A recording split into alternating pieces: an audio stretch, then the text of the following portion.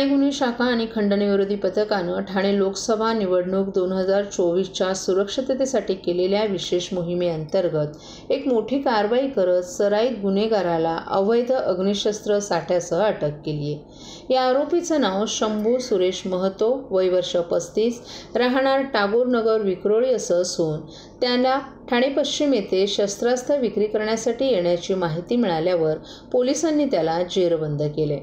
पोलिसांनी शंभू महतोच्या ताब्यातून 4 पिस्टल, 2 गावठी कट्टे, 1 मॅगझीन आणि 18 जिवंत काडतूस असा एकूण 3,40,000 रुपयांचा शस्त्रसाठा जप्त केलाय। त्याच्यावर शस्त्र अधिनियम आणि महाराष्ट्र पोलीस कायद्याअंतर्गत विविध कलमांखाली गुन्हा दाखल करण्यात आला असून त्याला पोलीस कोठडीत ठेवण्यात आले। पोलीस आयुक्त आशुतोष डोंगरे आणि इतर वरिष्ठ अधिकाऱ्यांच्या मार्गदर्शनाखाली ही कारवाई साध्य करण्यात आली। पोलिसांचा प्रयत्न लोकसभा निवडणुकीच्या शांततेत अडथळा आणणाऱ्या घटकांना रोखण्यासाठी महत्त्वाचा ठरलाय। लोकसभा इलेक्शनच्या अनुषंगानं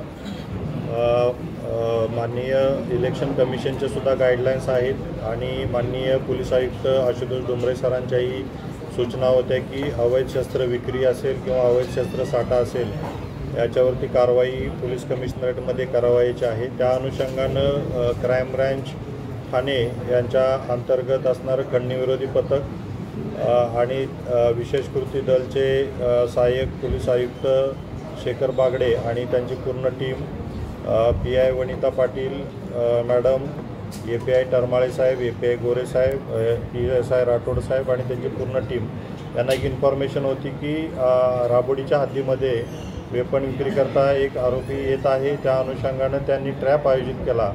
त्या ट्रॅपमध्ये शंभू सुरेश महतो, वय वर्ष 35, हा आता राहतो विक्रोळीचा पण मूळचा राहणारा आहे बिहारचा। तर या ठिकाणी ट्रॅप झालेला होता। त्यामध्ये आपल्याला जवळजवळ 4 पिस्टल, 2 गावठी कट्टे, 1 मॅगझीन आणि 18 जिवंत काडतुसे त्या ठिकाणी हस्तगत करण्यात आली। याची जवळजवळ किंमत 3,40,000 याची किंमत आहे टोटल। आणि याच्यामध्ये आता पुढेही याच्यामध्ये हे वेपन आणले कुठून आणि या ठिकाणी विक्री करण्यासाठी कोणाला आले होते याचा तपास चालू आहे। सर्व नागरिकांना आवाहन करण्यात येत आहे की सध्या डासांमार्फत पसरणाऱ्या डेंग्यू या आजाराचा प्रसार रोखण्यासाठी प्रत्येकाने पुढील प्रमाणे कार्यवाही करावी। डेंग्यू आजार एडिस इजिप्ती हा डास चावल्याने होतो।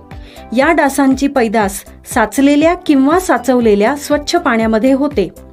8 दिवसांपेक्षा जास्त दिवस पाणी उघडे व साचून राहिल्यास त्यात डास अंडी घालतात। अंड्यांच्या अळ्या तयार होऊन पुढे डास तयार होतात। यासाठी आपल्या घरातील पाणी साठे, उदाहरणार्थ बॅरल्स, पिंपे, टाक्या, हौद, रांजणे इत्यादी दर आठवड्याला रिकामे करून घासून पुसून कोरडे करून पुन्हा भरावे। 1 दिवस कोरडा दिवस म्हणून पाळावा। पाणी साठ्यांना घट्ट झाकणे बसवावीत किंवा जुनी साडी, चादर, धोतर यांनी बांधून झाकून ठेवावीत, म्हणजे डास त्यात जाऊन अंडी घालणार नाहीत। घराच्या गच्चीवर, आजूबाजूला, अंगणात कोठेही पाणी साचू देऊ नये। भंगार सामान उघड्यावर टाकू नये, उदाहरणार्थ टायर्स, प्लास्टिक सामान, कुंड्या, टाकाऊ वस्तू इत्यादी। अशा सामानात पावसाचे पाणी साठून त्यात डेंग्यूच्या डासांची पैदास होते।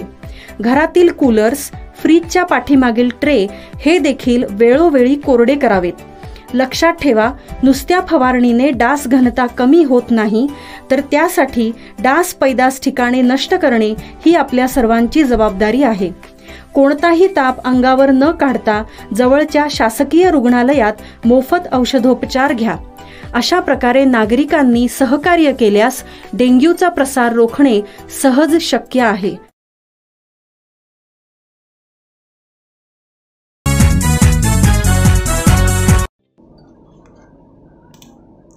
ठाणे महापालिकेला स्टेम प्राधिकरणाकडून होणारा पाणी पुरवठा शुक्रवार 26 एप्रिल रोजी 9 ते शनिवारी 27 एप्रिल रोजी सकाळी 9 वाजेपर्यंत 24 तास बंद राहणार आहे। या काळात ठाणे महानगरपालिकेच्या स्वतःच्या योजनेतील पाणीपुरवठा सुरू राहणार आहे। या शटडाऊनच्या काळात शुक्रवारी 26 एप्रिल रोजी सकाळी 9 ते शुक्रवारी रात्री 9 या वेळेत घोडबंदर रोड, साकेत, नवीन पाईपलाईन या भागाचा पाणीपुरवठा बंद राहील। तर शुक्रवारी रात्री 9 ते शनिवारी 27 एप्रिल रोजी सकाळी 9 या वेळेत Ritu Park, jail, Gandhinagar, Samtanagar, Siddheshwar, Eternity, Johnson, Mumbra आणि कळवा येथील काही भाग यांचा पाणीपुरवठा बंद राहील। या शटडाऊनमुळे पुढील 1 ते 2 दिवस पाणीपुरवठा कमी दाबानं होईल। या काळात नागरिकांनी पाण्याचा पुरेसा साठा करून ठेवावा आणि पाणी जपून वापरावं असं आवाहन महापालिकेनं केलं आहे।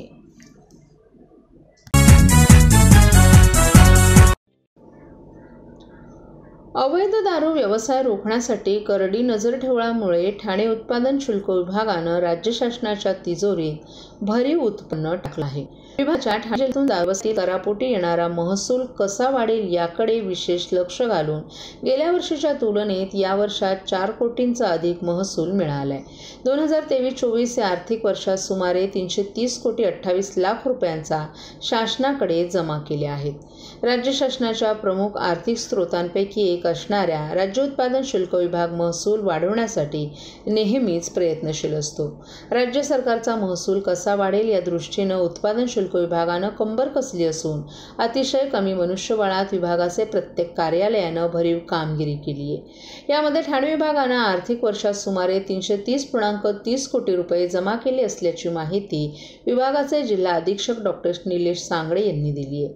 गेल्या आर्थिक वर्षात 326 कोटी रुपये त्यांनी जमा केले होते, तर या आर्थिक वर्षात 4 कोटी रुपयांचा अधिक महसूल जमा झालाय। दारूची दुकानं, बार, रेस्टॉरंट यांचा परवाना नूतनीकरण, बाहेरून राज्यात येणाऱ्या मद्यावरील शुल्क परवाना दुसऱ्या जागी स्थलांतरित करणं अशा विविध विभागाकडे महसूल जमा होत असून या वर्षात 330 कोटी 28 लाखांचा महसूल जमा झालाय। अवैध दारू विक्रीवर कारवाई करत असल्यामुळे छुप्या पद्धतीनं दारू व्यवसाय करणाऱ्यांचे धाबे दणाणलेत। त्यामुळे सरळ मार्गी दारू विक्री करण्याचं प्रमाण वाढतंय। या सर्वाचा फायदा विभागाला महसूल वाढीसाठी होताना दिसून येतोय। मार्च महिन्यात विभागीय अधिकारी कर्मचाऱ्यांनी अथक परिश्रम केले होते। याचा परिणाम गेल्या वर्षीपेक्षा यंदा करापोटी अधिक पैसे शासन तिजोरीत जमा झाले।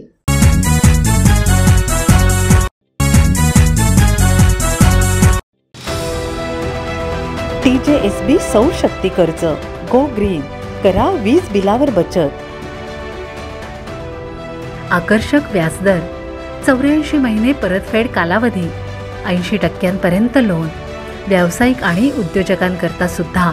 अधिक माहितीसाठी तुमच्या जवळच्या शाखेला भेट द्या किंवा संपर्क साधा 1800-223-466 आणि 1800-266-3466।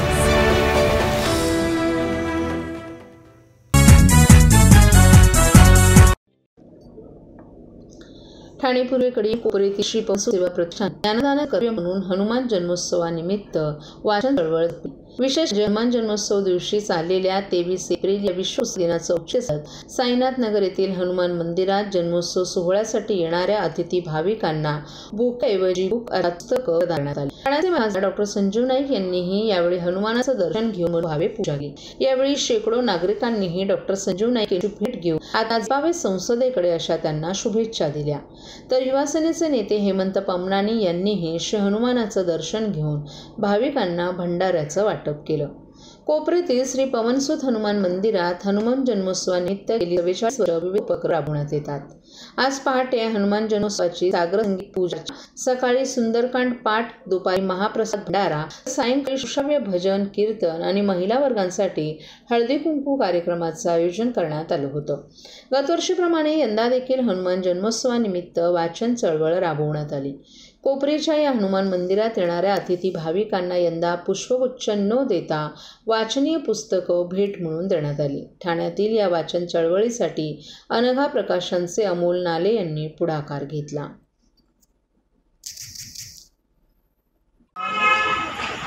जय श्रीराम। आज ठाण्यामध्ये कोपरी परिसरामध्ये हनुमान जयंतीच्या निमित्तानं पवनसुत सेवा प्रतिष्ठानच्या माध्यमातून आज या ठिकाणी हनुमान जयंती साजरी होते आणि मला आनंद आहे जसं 500 वर्षानंतर पुन्हा प्रभू रामांचं आगमन अयोध्येत झालं, त्याच्या पाठोपाठ सेवक, सेवादार आणि रामाचे भक्त बरेच आहेत, परंतु प्रभू रामचंद्रांना खऱ्या अर्थानं एक वेगळी ओळख देणारे, त्यांच्या माध्यमातून एक वेगळी ओळख घडणारे हे हनुमानांचं आज जयंती आहे. मी हनुमंतांच्या चरणी प्रार्थना करतो की सर्व ठाणेवासियांना सुख समृद्धी देव, ठाणेवासियांच्या सर्व इच्छा आकांक्षा पूर्ण करू अशी या ठिकाणी प्रार्थना.